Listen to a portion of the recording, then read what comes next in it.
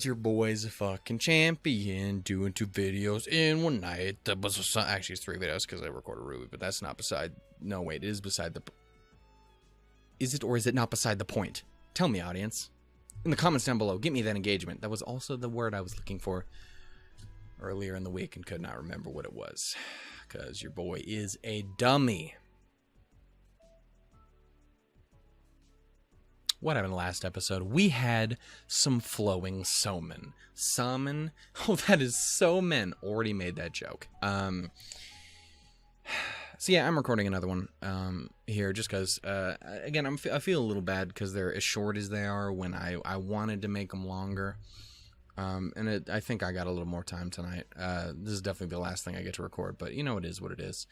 Hopefully no titties, because your boy is not prepared, and he's got people coming home from work soon, and I don't need to be over here like, yo, that's some crazy wild titty action, and then my dad be like, yo, what the fuck is wrong with you? And he'd actually probably be like, I have a weird son, and then just move on with his day. But you know what? It is what it is. I am what I am, you are what you are. Michiru is what Michiru is. And you know what? That's what I love about her. Yep. It's definitely that. And not the titty. What the fuck am I talking? I don't even... What is life? That's not who I am. It's jokes. So I guess it is kind of, because it's the kind of jokes I find funny, but you don't want to admit it. I'm weird. We ate noodles. So what happened last episode is we ate noodles, and Sachi, we had explorations into who Sachi is as an individual, and by that I mean she fucking made noodles. That was last episode. This episode I got spit everywhere. Really should have got that ice that I was talking about a little bit ago, but I didn't because stupid. I've heard it takes about 3 days to get a cat to take to you. The girl named Irisu Makina got attached to me even faster than that. This is the same Makina who used to flee the instant she laid eyes upon me. And now she wants to...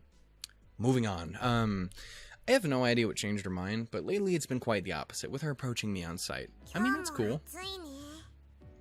Make some friends, my boy. It's hot? Yeah, you are. I mean... Yep, true. I'm right there with you. Got it. Woo! Not that she's particularly talkative. After a small greeting, she tends to just tag along in silence. Dude, I totally get that. I'm totally behind that, too. You know, it's like...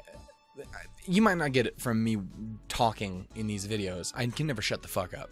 Unless it's a reaction video in which I just bawl my eyes out for 20 minutes straight. But in this specific instance... I tend to be very talkative, but that is totally not the kind of person I am in real life, and I don't want to... It's weird because it makes it sound like this is inherently fake, but it's not. I'm just extremely comfortable in this position. It's a weird thing, and because in real life I'm shaking is what's happening. Fucking tremors, dude. My nervous system is fucked. Has been forever. Nervous system, lungs, knees, back, none of it works. But like, I don't know, it's, you know, I've never been a very, I don't know. It's weird because it's a weird blend of social stuff. Like, when I look at life as a performance, I can get through it a lot easier. Whenever I was with my friends in high school and in middle school, I was always very talkative and the center of attention. I was always cracking jokes. I was always doing that. I was very class clown-y, but never really in class. Just, you know, in the... You know what I'm trying to say? In the group specifically. That's the way I've always... Even whenever I was younger, and I still do it all the time now, I act kind of cartoony. I have slightly exaggerated movements, and my voice goes up and down in pitch quite a bit when I'm talking to people, because in the end, that's how I end up feeling very comfortable, is I you know, actively trying to make people... I think a certain part of it is, you know, fearing that the more boring, you know, the full-on real side of me isn't as, I don't know, desirable. It's more like, hey, I'm this, and people like me, and there's a reason for me to be here. I think that's kind of at least part of it. Because normally I'm terrible. When it comes to basic human interaction, I work at a fucking bar and I can't shake hands properly. I can't give hugs properly. I'm a fucking human mess. I can't word. And you'd think like, oh well, they're drunk. It doesn't really matter, but it freaks me the fuck out. So I don't know what the fuck I'm doing, and it just gets worse from there. Again, I'm a very paranoid person, and it really affects me in those ways. But I don't know, for whatever reason, I've never really had that issue. Maybe in the very beginning with the YouTube stuff, and there would be little bouts of it, especially earlier on in, Pokemon Soul Silver is probably the best, any one thing I could point to show off my growth from a very, very shy person, even on camera, or, you know, on microphone, to not shy, I guess is what I was trying to say. And it loosened up a bit more since then. Again, like, now I can fucking bawl my eyes out on camera, and while I still don't like it, I can tolerate it. I can be more open with who I am and whatnot. And I don't know, it's weird. There's a weird peace and comfort in these videos, and I talked about it in the last episode. It's kind of a therapy for me. Which, again, I'm recording this immediately after the other one, so if you guys were all like, dude, we fucking hate it when you do that with the talking and about not the game. I didn't come here for your life story, it's not a fucking podcast, play the goddamn game. Which you're totally within your right to say. But you're a mean person, and you make me sad. But I don't know, it's just, I'm much more open and together on camera than I am outside of it. I don't know, it's weird, and I think the way Makina is kind of talking in here kind of shows that off a little bit. You know, again, I'm very much in the way of a performance at first, but then I just kind of like to be quiet, and I still like to be around people. I just like them. I don't want to say I don't like to be directly interacting. I don't know, it's hard for me to do that, you know what I'm saying? It's like there's 3 weird levels to every interaction I have in life, and it's really weird, and I don't understand it, but it is what it is. And again, you didn't ask, but it's where the fuck we are, I guess. Anyway, you didn't ask either, Makina. I'm gonna ask you a question instead. How you doing, baby girl? Are you doing alright? You want some? That smile's magical. Thank you. You're making me feel better already. Honestly, speaking, nailed it. Speaking, getting followed around for no reason like this is a little annoying. Again, I guess I can see that, but I like company. Most of the time. That said, there's no reason for me to coldly shoo her away either. I know, you wear those on your feet. You don't yell them at people. I don't know what I'm doing. You don't need to go to afternoon class. Them electives meeting. Yeehaw, cowboy. I see. Yep. In other words, she's probably just bored. The schedule at the school is divided between the core curriculum in the morning and optional courses in the afternoon. Alright, I can kind of dig that. I like that little bit of separation. You got your mandatory shit out the way, and then you can just do whatever the fuck you know, your emotions be doing later on. I can get behind that. It's not rare for a few of my classmates to be lazing around by the vending machines after lunch. If you got nothing to do, how about going back to the dorm and studying? Is what I'd like to say, but come to think of it, I'm also wandering around wasting my free 5th period, so I don't exactly have the right to lecture Makina. Want something to drink? I'll go get some apple juice, some orange juice, some fucking coffee. Yeah, boy. Really should have got that ice. I dig my hand around in my pocket, searching for small change.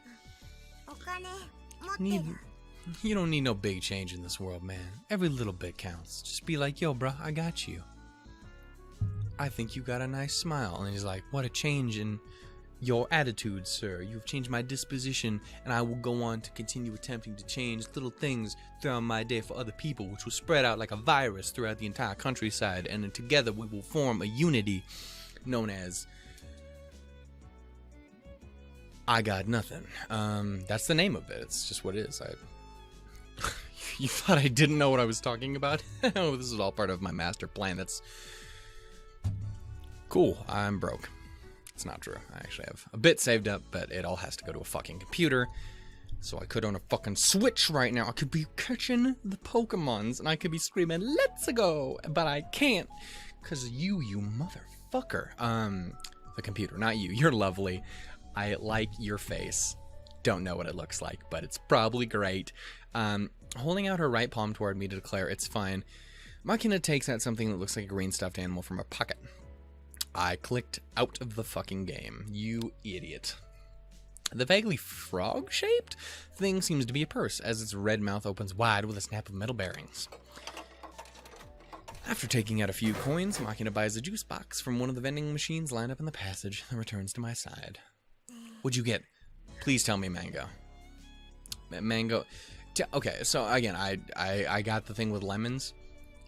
Spoilers, I don't actually really give much of a shit about lemons, but for the sake of, like, me as an entertainer, if you can fucking call me that, oh, it sounds gross.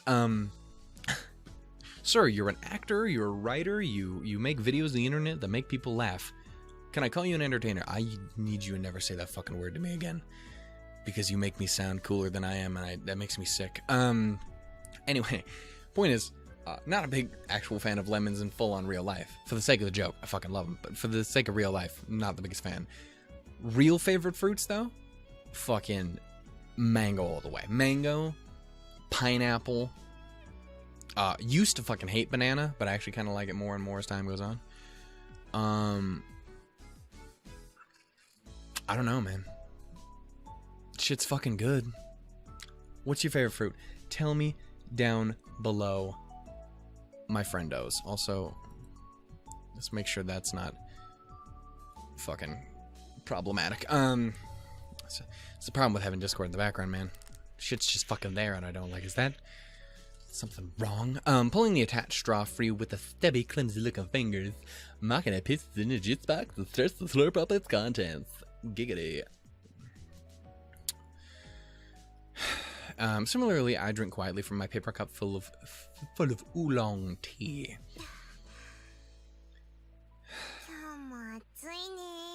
Oh my goodness. Oh, Mr. Chancellor. Makina is the bento of cute anime.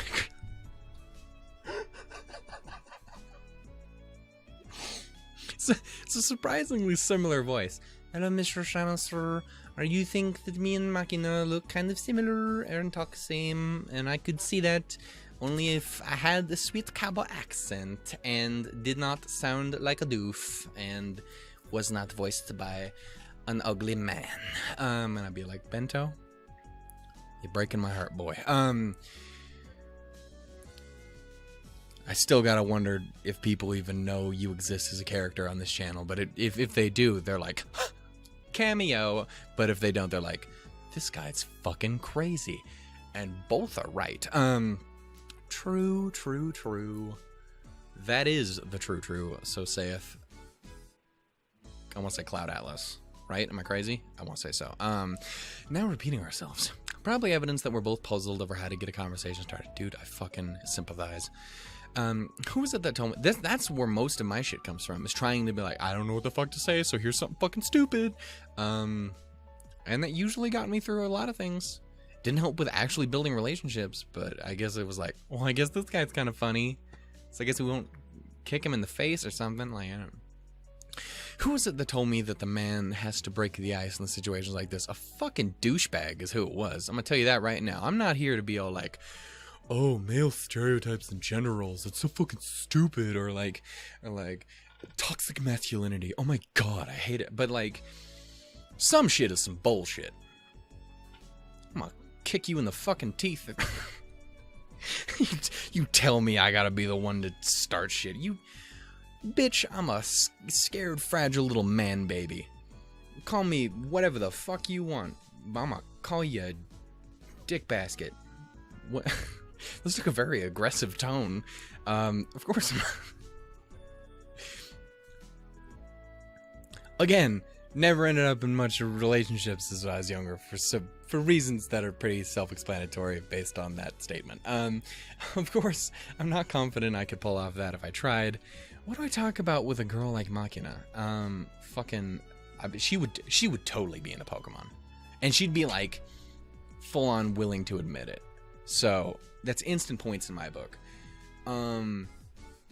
I'm trying to think if any of the other girls would be in it. Sachi does not strike me as that. She's an absolute sweetheart, but I don't know if I could say it. She might like dick around with Pokemon and me a little bit. Be like, oh, look at this skitty. It's so cute. Let's rub its tummy. I could see Amane getting into like... She'd be in a contest, wouldn't she? She'd totally be in a contest. Yumiko is one of those things where like I don't think she likes the concept of fun. She's just a cold, heartless monster. So, you know, maybe she doesn't like it at all, or maybe she's like super secretly aggressive. But honestly, I feel like that more fits Michiru, who'd be more like, oh, I'm kind of secretly into it, but don't tell nobody, because she's like totally fake, but also kind of a sweetheart as well. I don't know. Makina would totally be into it though. She'd be all like, I'm up front with that shit. Let's go catch some Nokamon, and then I'm like, oh. Tears.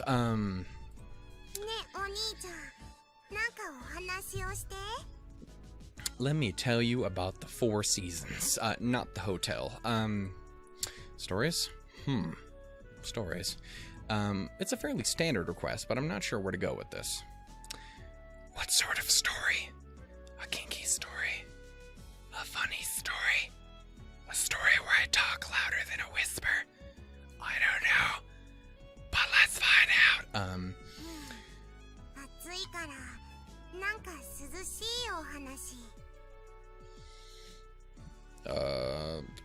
Snow miser? I don't know. A cool story. It's a bit tricky. When you're looking for a chilling tale, I think a ghost stories are the standard choice. Unfortunately, I'm not lacking in the department. What the fuck? We've made zero progress in this episode so far. So much of it has been side talking. I'm not lacking in that department. A legacy of the time I spent at my old school. Alright then. This is something I heard from an upperclassman at my previous school. Let me set the scene. This is the story of an American soldier who found himself on a southern island in the night flooded with lukewarm rain. The soldier was making his way through the darkened jungle amid the pelting downpour, following a native trail with 8 companions. Their objective was an enemy anti-aircraft position. The rain had been falling for 2 days straight, leaving the ground swampy as a paddy field. With the moon hidden by thick storm clouds, the soldiers couldn't even see the back of the comrade walking 2 or 3 meters ahead. The squad's nerves were already worn by this was going so well, by the suggestive darkness of the night jungle. But the relentless rain pierced through the tree canopy. Never mind, I read that correctly, was slowly sapping their endurance as well. And on top of it all, the rough map they'd received from the scouts was vague to the point of uselessness. Good for little. But further fueling their anxiety. I should do audiobooks, bitch. As the squad trudged on to a virtual crawl through the knee-deep mud, it was inevitable that the formation grew increasingly loose. Also, my voice cracked.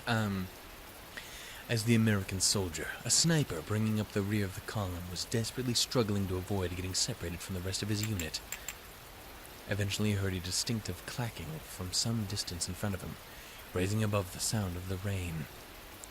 He recognized the sound as castanets the platoon leader carried as a means to communicate at night, or in poor visibility conditions where hand signals were impractical. The number of times he clacked indicated an order to halt on the spot. The man dropped to one knee in the muddy water, grasped his rifle to his breast, nailed it, and removed the lens cap from the scope, shielding it from the rain.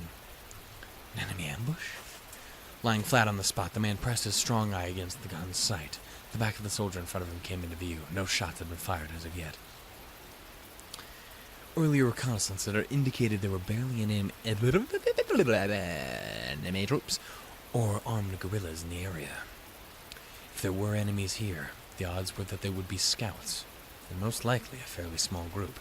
And that's when the Predator showed up. And then Chris was like, "Hey, take a seat." As the man rested his chin in the muddy water to watch the jungle ahead, he heard the first sounds of gunfire. The enemy wasn't even 30 meters away from a squad. They'd practically bumped into each other. Damn. Man down, man down.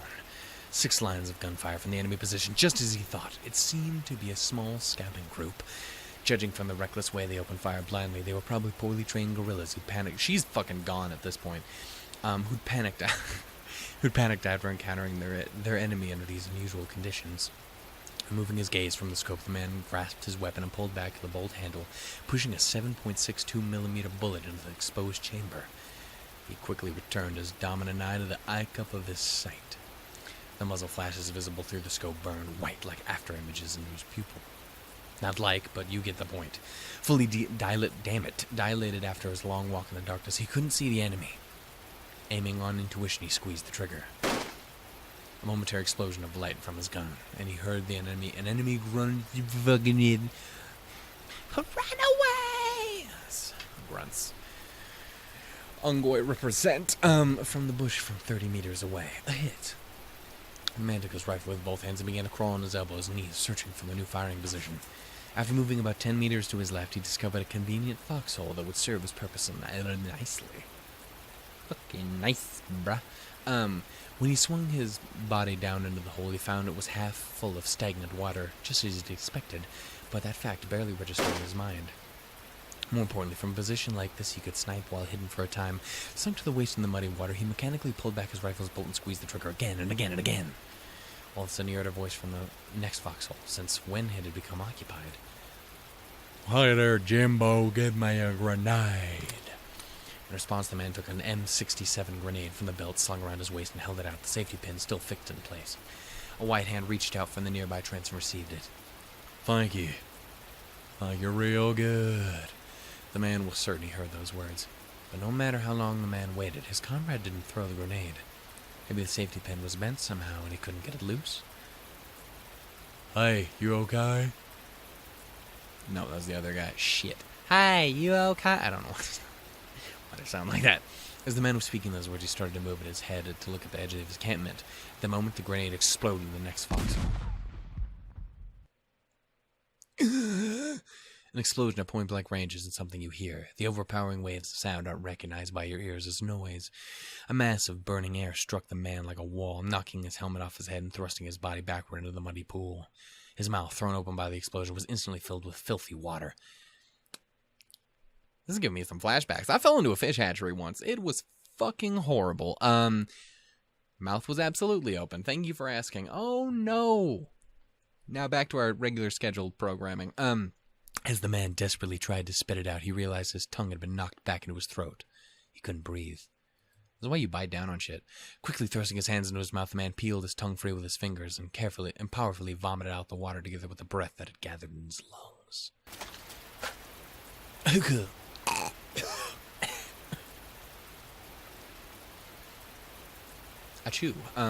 His throat was burning from inhaling the explosion's scorching wind, and he couldn't stop the tears that were pouring down his face.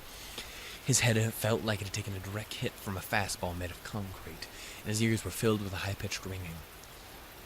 "Are you alright? Get it together." Curled up in the muddy water with his head in his hands, the man heard the voice of a comrade. At least his eardrums hadn't shattered. He felt himself being dragged up with the foxhole by both arms. "We gotta move! Temporary withdrawal! Can you walk?" It took the man's effort to nod his head. He couldn't see. His ears were barely functional. His throat was fire. Nailed it. There definitely was another word in there. He couldn't even speak.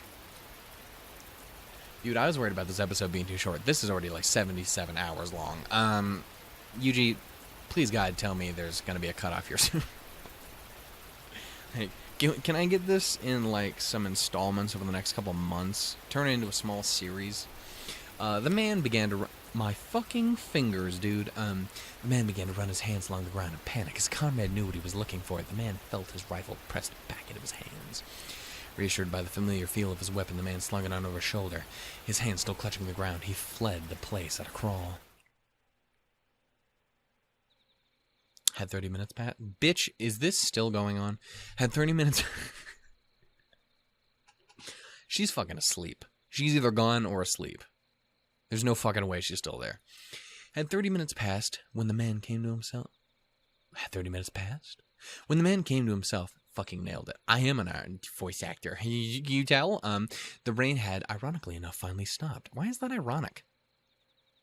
Bitch, I don't think you know what that word means. I mean, I don't half the time either, but I'm just saying this specifically. I know that ain't right. His vision had largely recovered. When he looked around, he saw his companions just all just as filthy with mud. Hi, shorty, you still alive? The sniper was still scurrying along the ground when that voice called to him. It belonged to a black man who joined the army at the same time as him. His name? Stephen. I loved Stephen. They'd been in the same squad, and they're closing. They're what? They're closing. What? They quitting for the night? In their training days as well. And the black man was his closest friend in the platoon. His greeting was casual as always. Give me a... I don't know why that's his voice. It's... Anything I wouldn't want to do is stare at... Well, giveth me a breaketh, sirreth. The man reshouldered his beloved rifle and told his friend about the hand grenade incident. The voice from the next foxhole, the grenade he handed over in response. Moments later, the explosion. The man angrily spat out the details of his brush with death through another stupidity. The black man listened in silence. When the story was over, after a brief pause, he finally spoke. Huh? What the hell are you talking about, shorty? The black man said his story was impossible. Come to think of it, of course it was. The man was the unit's birdman, the rear guard, the end of the line. Usually the birdman watched 10 to 20 meters behind the squad. There was no... This is... Boy, I'm not a good writer, but... I feel like you probably could have summed this up like 10 hours ago. There was no way an ally that could have been encamped only 2 or 3 meters from his position. Even considering his movements to change the firing position, he couldn't have met anyone until the unit broke into retreat. I mean, let's say you're right and some jackass dropped his grenade in his own foxhole. Okay, who was that? When the man looked around his surroundings, all 8 of the squad's other members were accounted for. A few were lightly wounded, but clearly none of them had been on receiving end of the grenade blast recently. It was a fucking ghost, dude.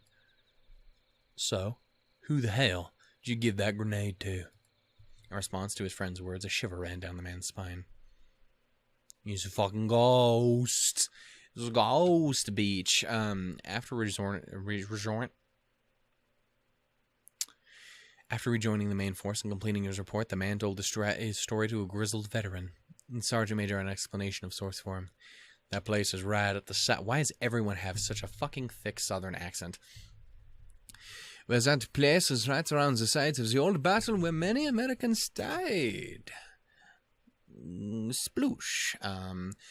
If that's what that looks like, you should really see a doctor. Among them were many wounded who have been cruelly, slowly butchered by guerrillas with spears and bayonets. So why am I so like this? And some who reached with the grenades on their waist and pulled out the pin rather than been tortured to death.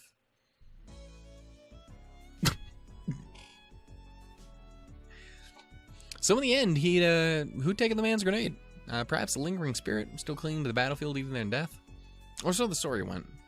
What do you think? Get a bit of a chill? Jesus Christ. Yeah. You don't quit your day job, Yuuji. You are occupation student, and you will have to remain there forever. Oh. Sorry about that. Forget it.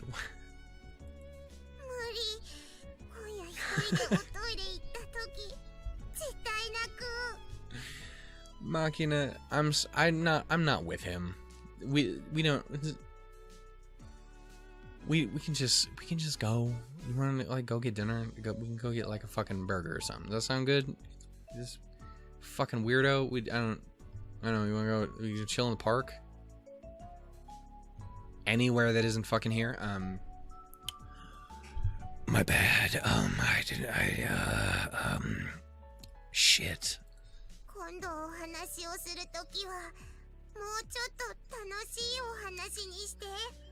Well, let me tell you the wonders of flex tape. I'm sorry. Yeah.